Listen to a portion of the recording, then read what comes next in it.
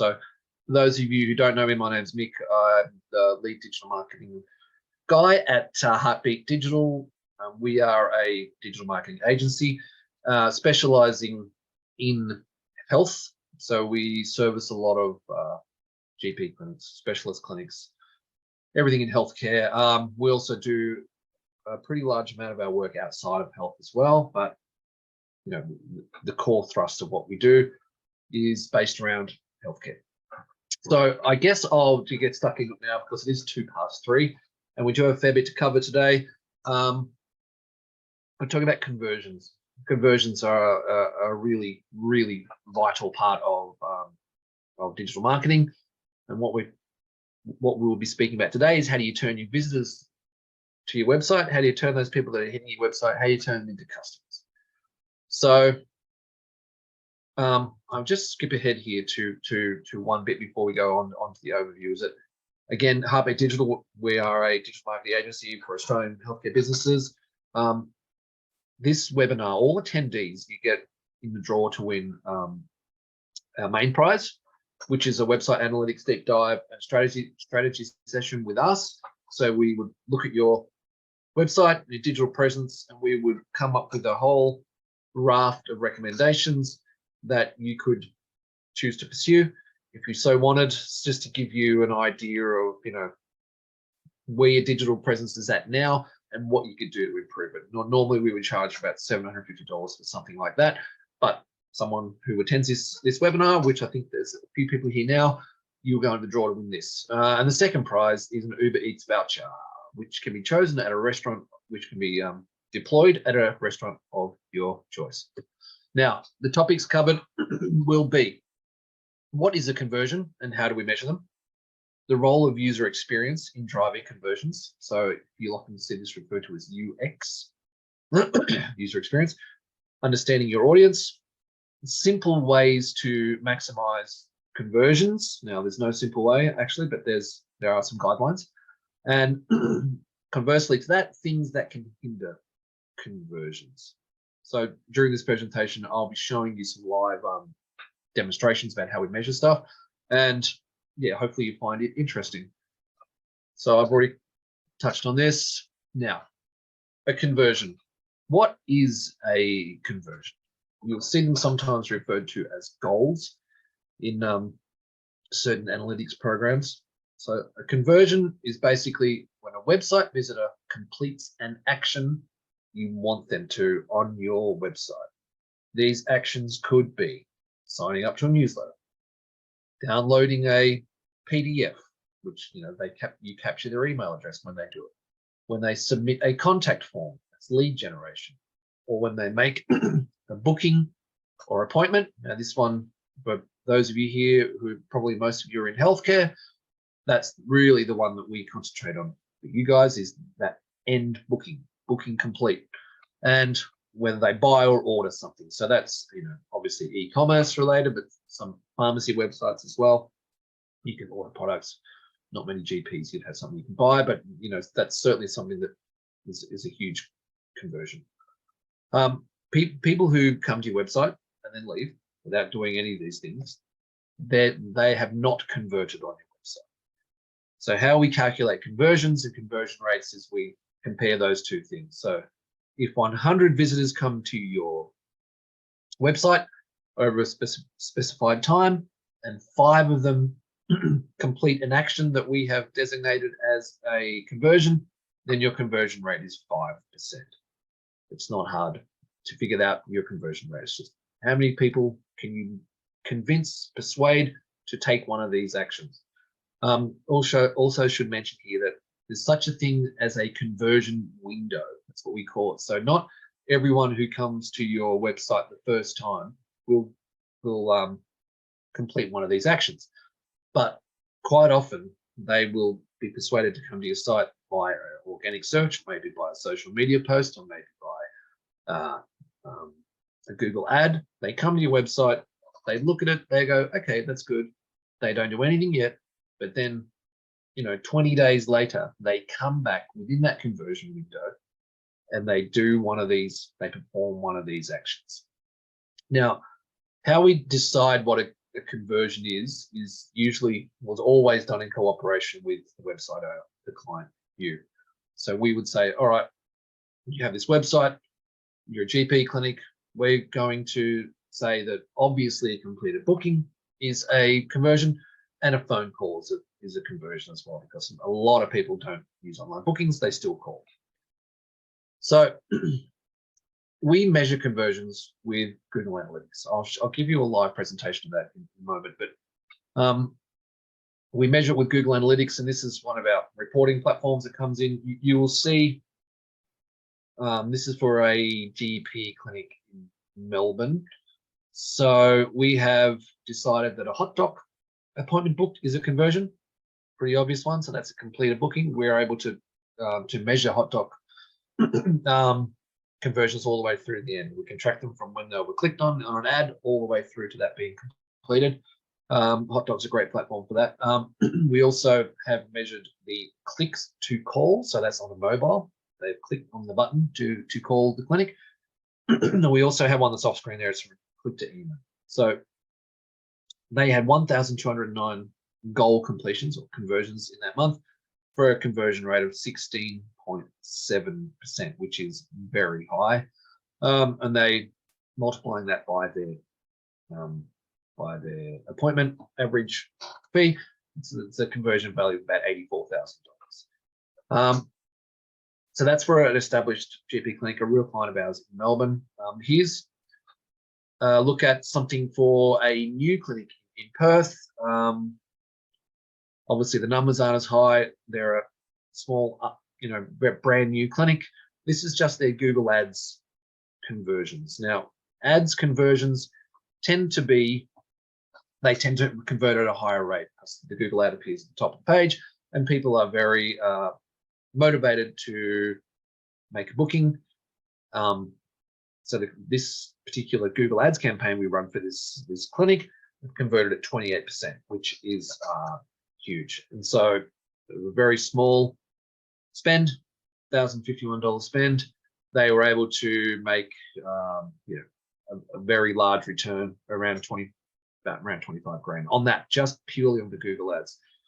So that's what, commonly, and that I should go back and say that we measured the conversions here exactly the same way. It's either a completed hot doc booking or a phone call. Now, obviously not every single phone call results in a booking, so we would take a certain percentage off.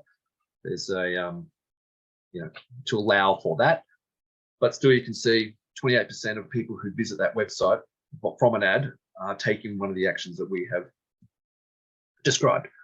So when you are the owner of a website, running a business, it's really important that you know straight away, to start with, you need to know what your conversions are, what your conversion rate is. Are you converting? So when people come to us, it is very normal that when we ask them in an initial meeting, what's your conversion rate? How many bookings, compared to spend, all this sort of stuff. And most people have no idea. So the first thing you need to do is you need to set up conversion tracking on your website. You may be able to do that yourself if you have some skill in web development and Google products. So nearly everything can be done with Google Analytics in a simple way, but we use Google Tag Manager, Google Analytics, Google Search Console, so it's a whole suite. But they are all free.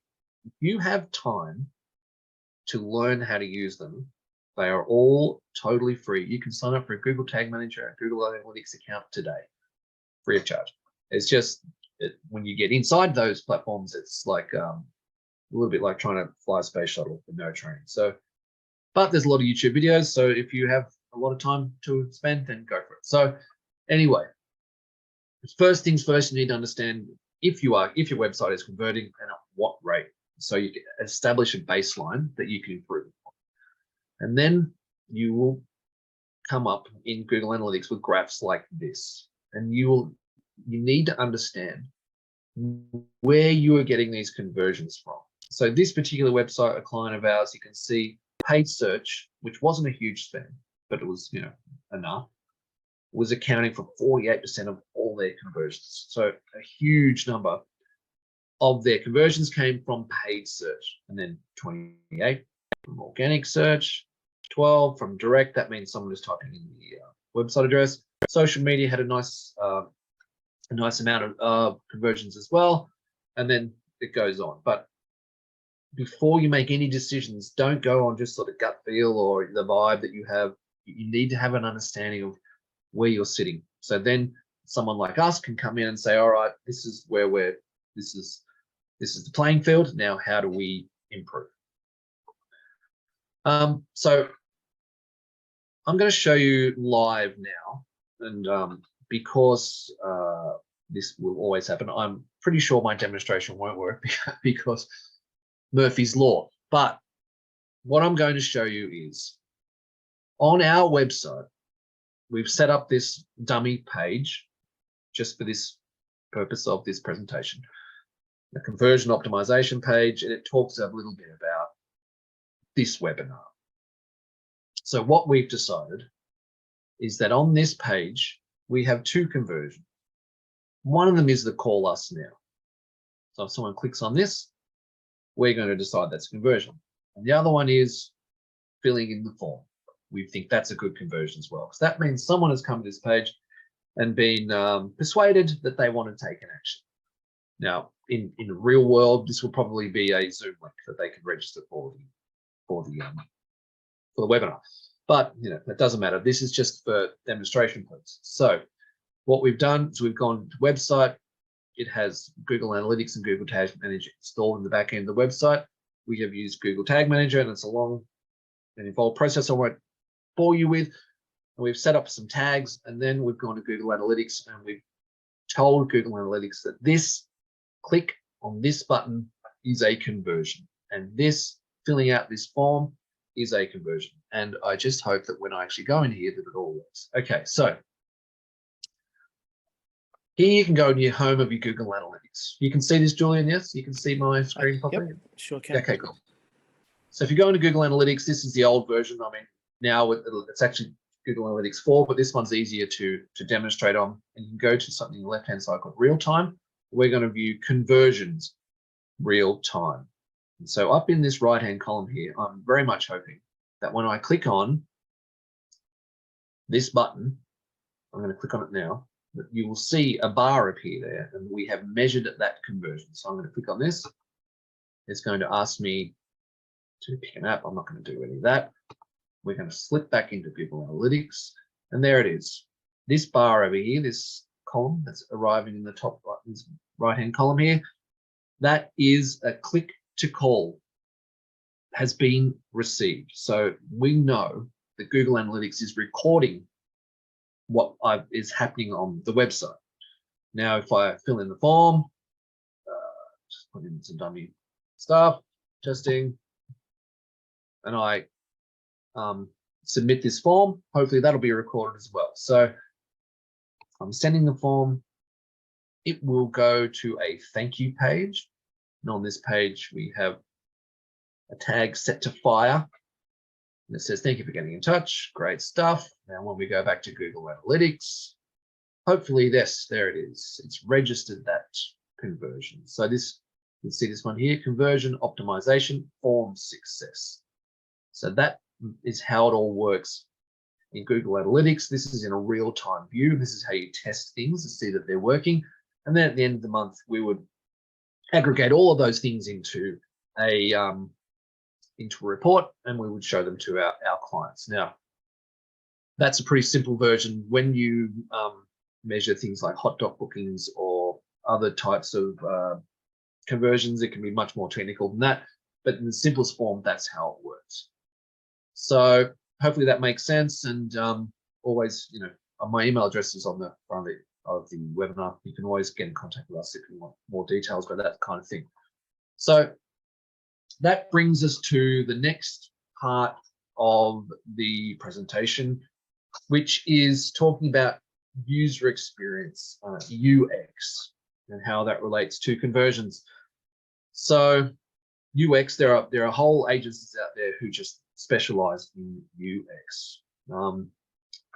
It basically means the whole experience someone gets when they interact with your website. This means everything: the design of the website, the colors, the images, fonts, the text, the load speed, which is very important, the buttons, everything. Everything you see and interact with on a website impacts the user experience. And this load speed one here is a big one. So if you have a slow loading website, you're in a world of trouble from the get-go. Having a positive UX or a positive user experience really lead to higher conversion rates, while poor UX has the exact opposite effect, as you imagine. To increase your user experience, you have an easy to navigate, well-designed, clean, clear website, well-labeled information in familiar locations. So what we mean by familiar locations is don't try and reinvent the wheel.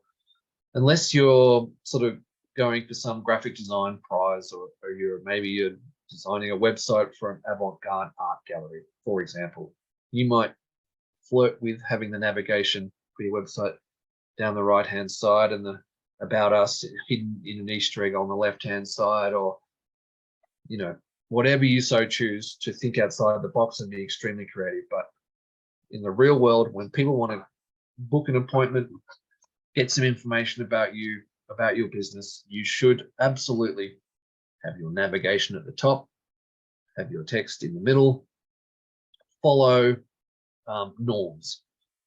And within those norms, convince people to take an action on your website.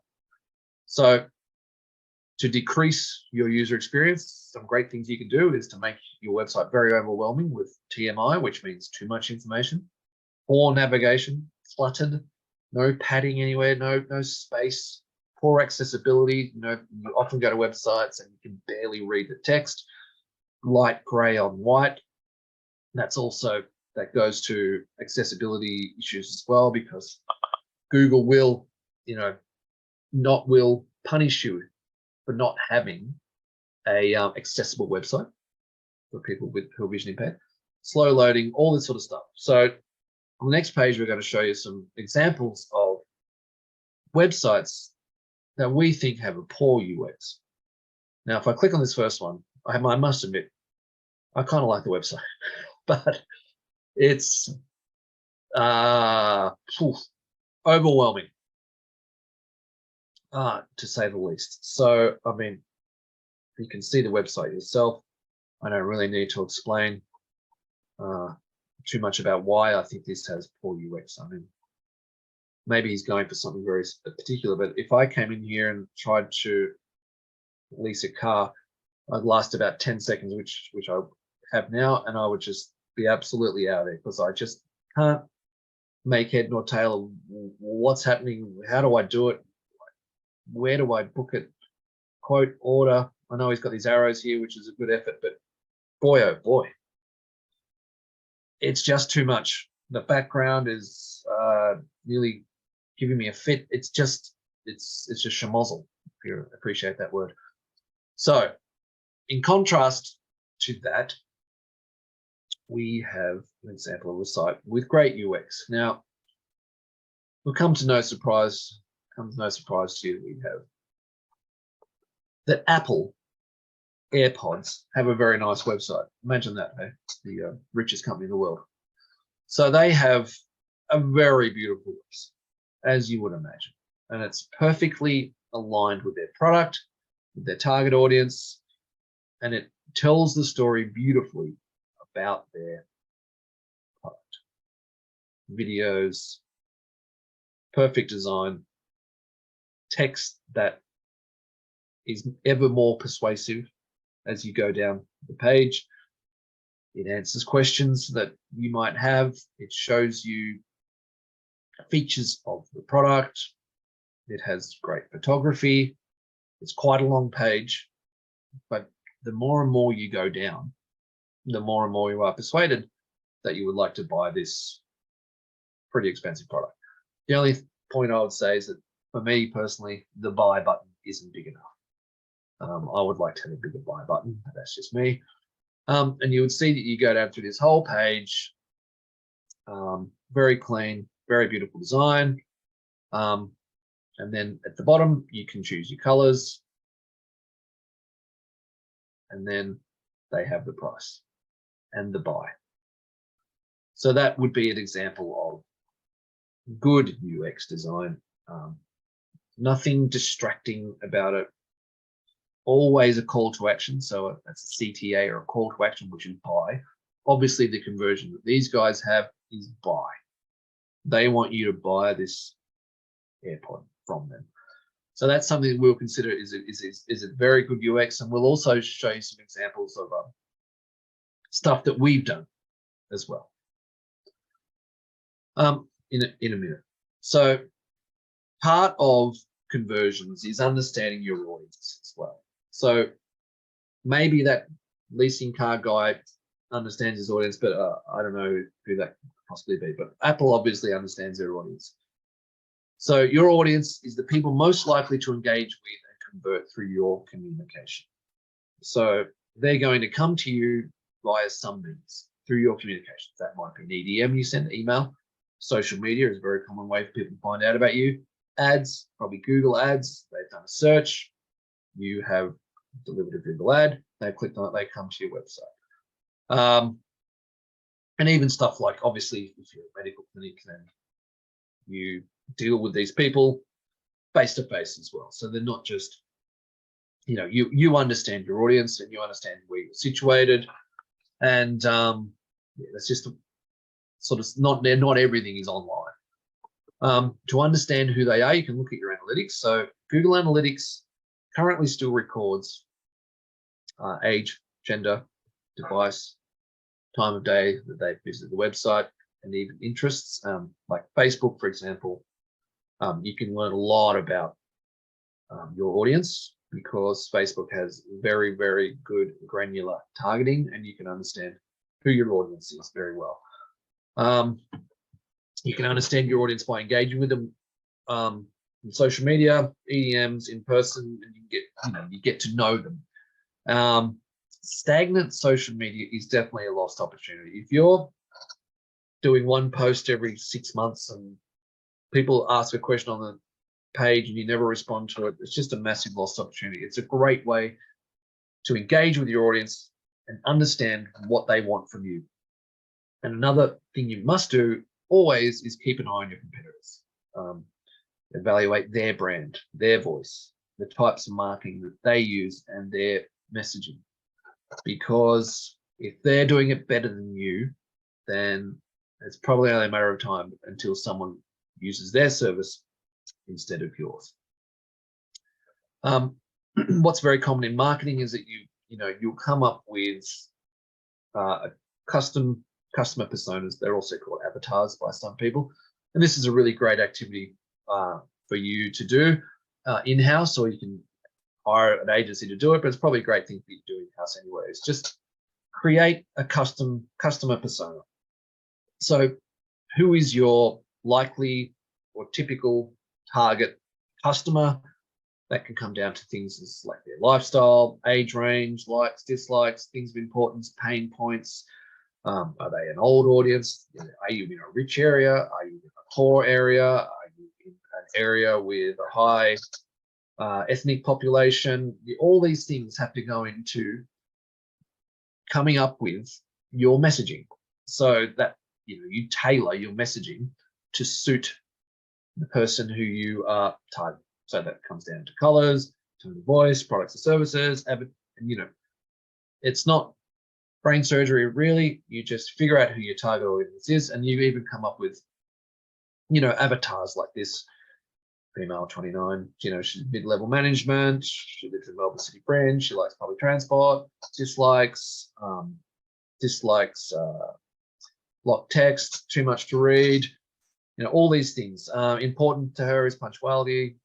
She uses her mobile all the time, so you got to make sure your website is perfectly optimized for mobile.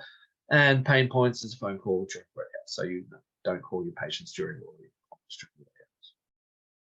So we're going to have a little look at some landing pages. Now, a landing page or a website page, a landing page is kind of a fancy way of saying a website page, but When you want people to convert on your website, particularly if you are running an ads campaign of any description, be that social media or Google ads, basically you want to make a page on your website that is perfectly optimized to receive these visits that you're getting from your advertising activities. So if you are just running Google ads or social media ads and then just sending them to your website, which is just a normal, maybe to your homepage, which doesn't have, maybe a lot of information about what you were advertising for specifically, then it's a lost opportunity. You should make a specific page on your website. For example, if you're advertising skin checks in a particular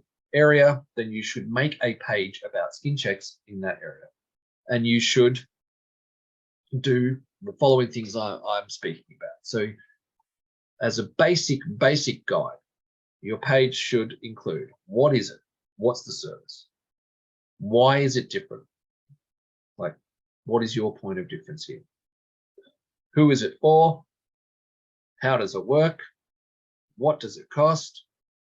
And what's next? That's what's next. That's the conversion. So how does it work might include information, for example, for a skin check. How long does it take? How should you prepare for the skin check? Stuff like that. Just an FAQs, frequently asked questions about skin check. How regularly should you get the skin check? I don't know. What happens if we find something that needs to be explored further? Can you cut the skin check? Yeah, all that kind of stuff. Make the page as detailed and thorough as possible without going into the too much information territory. So that's a basic guide. What is it? Why is it different? Who's it for? How does it work? What does it cost? And what's next? I know some people are resistant to the what does it cost, putting that on their website, but you don't have to go into specifics. You can give a range, for example. But people are pretty motivated by how much things cost. So I think it's a lost opportunity, again, to not mention that. The Kerry Packer version of this, by the way, he was pretty good at making money, was what is it? How much does it cost? And where do I get it? So that's just 3. What is it? How much does it cost? Where do I get it? We will show some examples in a minute, by the way. So to maximize conversions, some simple do's and don'ts. Now, I should also say here that conversion optimization, which is what we're talking about, is a very, very detailed topic. There are thousands of web pages out there about this that you can look up, and there are agencies around that this is their entire whole job. So they don't worry about anything else except for maximizing your conversions. It's very, very common in e-commerce field. So to maximize conversions, in the left-hand column here, simple tips and tricks to do. So first off, you have to define a conversion. That's it. You must start somewhere. And for a medical clinic, as I've said, the most obvious conversion zone: booking complete, phone call, and I think that's actually the 2 main ones. Maybe you have a brochure to download, but really the hard conversions. So we will consider a brochure download a soft conversion, but a hard conversion is a booking complete and a phone call. To maximize your conversions, you also have to make sure you collect and analyze visitor data. So that goes without saying, you need to have Google Analytics installed on your website so you have any idea of what's happening. Otherwise, you just, as I said, flying blind. So you need to go into your website's analytics. Even just knowing what page is the most visited is a valuable thing. And knowing, if you see that you have 10,000 people hitting your website every month, and you're only getting 100 bookings, then you know something's very wrong, okay? And by having that data available to you and analyzing it, then you can make the right decisions. Keep evolving your website and your communications. Always keep trying to optimize things. If you just have your website that you designed in 2016 and put it up on the internet and never changed it since then, you will be overtaken and beaten by competitors who are trying. Australian people are extremely online people, and they understand what a good website is and a bad website. And when they come into your website and see that it's an old, sort of, out of date website, that, the last blog post on it was from 2017, then that gives you a bad feeling when you go to this website, because you think, I guess this goes into the next point here, don't stagnate, because people can sense it. I guess it goes in the next point, have a modern website. So modern websites, let me say modern, I guess, people say how old's an old website. Really 3 years is getting pretty old in website world. Without at least a refresh, you might not need a whole new website, but at least we'll need a refresh up 2 to 3 years. That one of the big things about modern websites is that they will run faster and that they will be better optimized for mobile, because mobile use now is very, very, very prevalent, particularly in Australia. Some websites we manage, 80% of all visitors are on mobile. And of course, down here, if you want to really, really get serious about maximizing your conversions, then you should hire a professional, really, because I can't imagine any of you out there having time to do this all yourself. Now, when I say hire a professional, of course I would like you to hire us, but that is not realistic. So you should at least get some advice from people who know what they're talking about. And I'll just say, speaking mainly to the health care worker, health industry people out there, make sure you get someone who knows about health, because it's different. And then particularly if you're talking about Google Ads and social media advertising, there's a lot of things you can't say. This is due to APRA and a lot of Google Analytics, Google Ads platform itself. For example, you can't mention the word Botox in any ads. You may have a Botox clinic, you can't mention that. Same goes for contraceptive devices. So just, there's a lot of hoops to jump through. So if you do get someone, an agency, which, if it's not us, then obviously we're brokenhearted, but get someone who knows about the health industry. So what are some common factors that you'd say would hinder conversions? So obviously they're just pretty much opposite of what I said over here. So set and forget website socials. Social media is a funny one. We have a lot of people who, well, not a lot of people, but we've had people say, you know what, we love what you guys do, but we're going to cancel the social media because we've got someone here who knows how to do it. We go, oh, okay, sure, good luck, you do it, go for it. And without fail, 2.5 months later, they stop doing social media posts, and then they become extremely few and far between, because the person you have working on it internally is probably also working on a lot of other things. Unless you've hired someone specifically to do social media, then sure, go for it. But normally we find it's someone who works in the back office, maybe reception, they do it with social media, and it never works, ever. So just have that in mind. I appreciate that you want to do it yourself, and it's just, put an image there. It looks easy. Put an image, put some text, great. Doesn't work like that. It needs to be regular. The content of the post needs to be thought about. We research what we should post about. It needs to be linked into the website. There's a bunch of tracking and analytical stuff that needs to be done as well. So it's kind of like, and if someone goes to your socials and it looks crap, they just go, it just gives a bad vibe, particularly with doctors. I mean, when we look for a doctor for my son and stuff, all this stuff made a huge difference to us. We went to the website, but it looks a bit crap. Social media was old, sort of posts that had no continuity, and those things made a difference to me when I was choosing my son. Absolutely, they did. On the website, broken links, broken images, no brainer. They just make you look unprofessional, and they obviously hinder your conversions. It all goes into this being a slightly untrustworthy looking website. Confusing navigation is a big no-no when it comes to websites. You shouldn't have to dig 3 or 4 links deep to find what you're looking for. It should be clearly labeled at the top. 7, 7 to 8 top level menu items maximum, with a sub navigation system that makes sense, and always have a call to action somewhere available that's not too far away. If someone is finally persuaded to take an action on your website, they don't have to go searching for how they find the button to click. You know, I want to book an appointment. How do I do it? You know, that doesn't make any sense. So bad CTAs. CTA means call to action.